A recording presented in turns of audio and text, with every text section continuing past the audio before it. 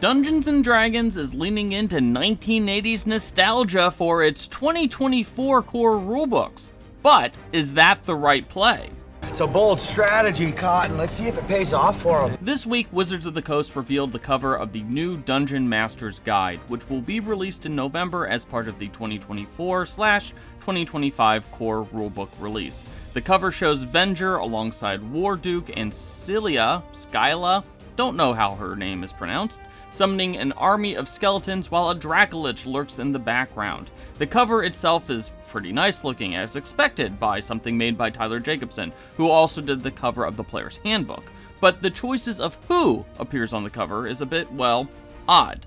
The new DMG cover continues a trend started by the 2024 Player's Handbook, which features several members of Valor's Call, a group of good-aligned characters that first appeared not as D&D NPCs or as part of D&D lore, but rather as D&D action figures back in the 1980s. Warduke was also a part of the same toy line, and Venger, of course, was the principal villain of the 1980s D&D Cartoon. We've known for a while that grown-up versions of the D&D Cartoon characters would also be appearing in art throughout the core rulebooks, and we actually got a glimpse of that artwork a couple of weeks ago. So, basically, there definitely seems to be an emphasis on characters from the 1980s.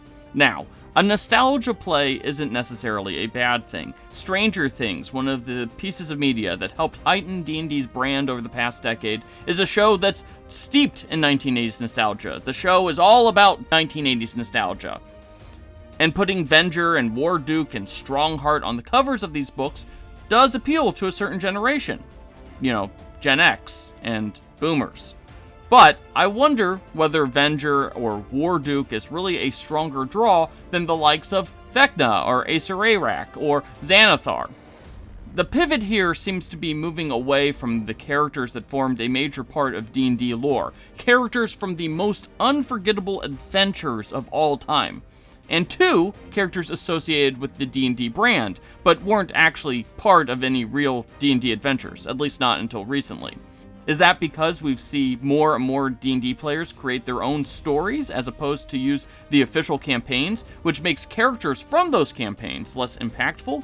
Or is it because characters from a 1980s toy line are really seen as a bigger draw and can impact the millions of players who weren't born when those characters were really associated with D&D?